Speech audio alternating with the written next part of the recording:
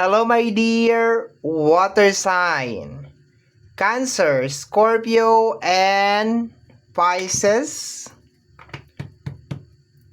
Welcome back sa ating YouTube channel. My name is RJ, your tarot card reader. At ang gagawin po natin ngayon is yung ating daily reading para po ito sa araw ng June 30, 2026. Titingnan po natin kung anong mga eksena, kaganapan at kung ano-ano pa na maaari mong makasalubong sa araw na ito. Pero before po tayo mag-proceed sa ating reading, hayaan nyo po na kunin ko muna itong pagkakataon na ito na magpasalamat. Maraming salamat po sa ating mga abangers, sa mga walang sawang naghihintay at nag-aabang ng ating mga readings. Thank you very much. Gusto ko rin po kunin itong pagkakataon na ito na magpasalamat sa ating mga bagong subscribers. Hello my dear, welcome po sa ating channel. I hope na mag-enjoy po kayo dito at makatulong po sana itong mga readings na ginagawa ko sa'yo, sa ating lahat. 'Di ba? Sana po makatulong po ito, okay? So, sa mga interested po sa ating private reading, nasa description box down below, ang mga details, information na kinakailangan mo para po makontak ninyo ang inyong lingkod. Okay, so let's go na tayo, my dear water sign. Tingnan natin kung anong meron sa araw na ito.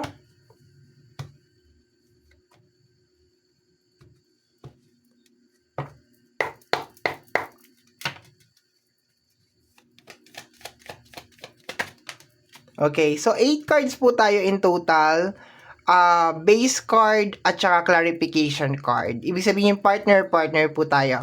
So, first card natin is the Ace of Wands. Ka-clarify natin siya. Clarification po ng Ace of Wands is the World card. Wow! Okay. So, my dear water sign, the long wait is over. Okay? So, sa mga naghihintay ng new beginnings, okay, yung makapag-umpisa ulit at makabangon. Napakaganda nitong araw na to, my dear, okay? Kasi sinasabi, my dear, ngayong araw na to, meron mga opportunities, meron mga oportunidad na ino-offer, my dear, ang ating buong may kapal sa area ng water sign, Cancer, Scorpio, and Pisces, okay? Ayan, oh. Possible din na mga good news, okay? Especially kung meron ka mga hinihintay na parang mga approval, mga good news, okay, about sa isang bagay. Lalo na kung nag-apply ka, di ba? Lately, parang nag-apply ka ng work or nag-apply ka for visa or for abroad or kung ano man yung in-applyan mo, my dear. Or maybe, kahit yung loan, 'di ba? Depende kung saan mo gagamitin yung loan. Syempre, 'di ba? Kung nag-apply ka ng loan, 'di ba? Basta pag nahihirapan ako magpaliwanag pagdating sa loan kasi hindi ako masyadong fan talaga ng loan. Like, I don't like loan talaga. Okay, but anyway, kung nag-apply ka ng loan, so that's good news kasi 'di ba meron kang pera, meron kang paggagamitan yan and I hope na nasa maayos mo gagamitin yung pera na yan, 'di ba? So, maganda naman tong energy, my dear. It's related sa energy ng new beginnings, okay?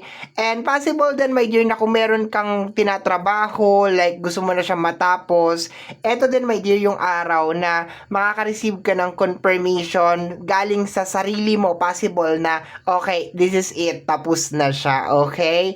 So, this is a very positive na card, my dear, kasi sobrang ganda niya. Yung pinaka-highlight na energy lang talaga niya is more on the good news at saka mga opportunities. Pero, isasama ko na rin, my dear, yung if just in case talagang meron ka mga bagay na gusto mo na talagang matapos, possible yan ngayong araw na ito talaga na makareceive ka ng mga magagandang energy na may kinalaman dyan sa kung ano man yan na gusto mong matapos na. Okay? Next card pa tayo. Next card.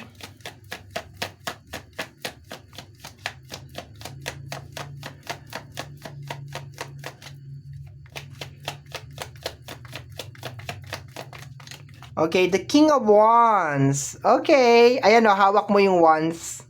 Okay, hawak mo yung wands, my dear, sa energy ng King of Wands. Teka, ka-clarify ko siya. Paki-clarify ang King of Wands. Clarification ng clarification ng King of Wands. Clarification ng clarification. Okay. I think, my dear, talagang masyado ka lang talagang naging focus talaga dun sa bagay na gusto mong mangyari. Okay? As in, like, naging super focus ka lang. Nakaka-receive ako ng ibang energy dito, pero mukhang nasa dark side. Pero sige, sasabihin ko na, my dear. Okay? Kung lately, parang meron kang inoobserbahan na isang tao. Okay? Ngayon mo makukuha yung mga confirmation mo tungkol sa tao na yon. Okay? Kung meron kang mga gustong malaman tungkol sa tao na yon, meron kang mga gustong i-clarify tungkol sa tao na yon, ngayong araw mo, my dear, malalaman lahat yun. As in, ngayong araw na to, my dear. Okay? So, yung energy kasi ng King of Wands at saka ng Page is more on parang naging consistent ka kasi. Bigla na lang pumasok, my dear, nung habang pumapasok yung energy na parang naging consistent ka kasi, biglang pumasok yung energy na may ini-stock siya ng isang tao or meron siyang gustong malaman sa isang tao, and then ngayon niya na-receive, yun na-receive ko yung energy na yon. Pero kung tatanggalin natin yung energy na yon, is just more on parang never give up kasi yung energy mo, my dear. As in, never give up. Kahit na sabihin natin na maraming nangyaring pagsubok lately or nangyaring mga unexpected na scenario along the way, pakiramdam ko sa combination ng mga cards na to na talagang hindi ka talaga nagpatinag, as in sa kung ano man tong mga bagay na nangyayari, and eto na siya. Pinagkakaloob na sa'yo, my dear, kung ano man yung mga bagay na talagang gusto mo talagang ma-achieve, okay? Yung energy niya is related sa energy ng mga opportunities, blessing, pero dito sa combination ng King of Wands at saka ng Page of Swords, may confirmation, my dear. So, kung lately meron mga question mark, meron mga fill in the blank sa puso mo, sa isip mo, ngayong araw na to magkakaroon yun ng confirmation. Okay? Next card pa tayo. We have here the energy of the Chariot. Palaban yung energy, move forward. And the energy of the Queen of Pentacles. Okay? So, sa combination ng Chariot at saka ng Queen of Pentacles, related talaga siya sa usapin ng financial. So, nagre-release na siya, my dear, sa area na to ng positive na energy, which is may solusyon, kasagutan sa mga problema mo, okay? If lately talaga, meron ka talaga mga pinagdadaanan regarding sa usapin ng financial, talagang hindi mo alam kung paano masusolusyonan, napakaganda talaga nitong araw na to, my dear, okay? And, hindi siya yung typical na parang may opportunity na hinahain sa'yo, my dear, tapos hindi mo pinapansin. Napapansin mo talaga siya, and for some of you is talagang ini-expect mo na talaga na darating talaga to. So kung lately din nagdadasal ka rin, talagang you are praying talaga na ng help galing sa ating buong may kapal, eto yun, my dear, you will be receiving a help galing sa ating buong may kapal. Makaka-receive ka ng tulong galing sa ating buong may kapal, my dear. Opportunity to, my dear. Yung energy ng Ace of Wands, my dear, hindi yan siya as in like super like blessing na parang blessing siya, pero hindi siya yung typical na parang makakapulot ka ng pera sa kalsada, ganon. So, mayroon siyang kaagipat, my dear, na meron kang kinakailangan na gawin. Pero, posibleng trabaho, 'di ba? So, para makuha mo talaga yung pera is like kailangan mo siyang pagtrabahuan, kasi baka isipin naman din kasi nung iba sa inyo na as in like ngayong araw na to, like may pera na darating talaga na sobrang big, okay? Something like that. So, possible, my dear, na ito ay mga job offer, okay, job opportunities, okay. Sabi ko nga kanina, if just in case like nag-apply ka ng loan, 'di ba? Pwede din naman ma-approve yan ngayong araw na to. And syempre, yung na-apply mo na loan na yon is pwede mo siyang ibayad sa kung ano man yung dapat mong ibayad or iayos ng mga dapat mong iayos, okay? So, very good naman siya. Maganda naman yung kanyang energy. Let me see, we have here the energy of the Hangman. Sabi ko sa iyo, related sa sitwasyon mo. Hangman, clarification ng Hangman. Clarification ng Hangman is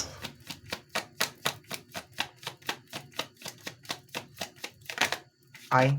Okay, the death card. Yes! Sabi ko na, congratulations my dear kasi makakaalis ka na sa hangman. Very, very nice. Ang ganda ng energy my dear. We have here the energy of the Ace of Sword. Okay. The gift of knowledge. Congratulations my dear water sign. You will be receiving good news ngayong araw na to. May mga opportunities na i-offer sa iyo ang ating buong may kapal. And at the same time, my dear, you will be receiving also confirmation kung meron ka mga fill in the blank sa isipan mo, sa puso mo tungkol sa isang tao. Merong death card na lumabas, so possible din my dear na ngayong araw na to, meron kang mga ikakat na tao sa buhay mo. Permanent. Ibig sabihin, permanente na yan, my dear. Talaga, ikakat mo talaga. Wala nang balikan, wala nang, wala na, touch move na talaga. Okay? So, tingnan nga natin kasama dito. We have here the energy of the Four of Cups. Yes, double confirmation. Isang sitwasyon na stuck ka, merong Ace of Sword, so you will be leaving sa sitwasyon na yan, my dear, or mag-start sa araw na ito, my dear, yung transformation nung sitwasyon na posibleng hindi mo naman talaga gusto, or like, wala ka naman choice kundi mag-stay dyan. Pero ngayong araw na to, sinasabi ng card natin or sinasabi ng mga cards natin na ngayong araw na to is merong big change na mangyayari, my dear, sa'yo. So, congratulations, water sign.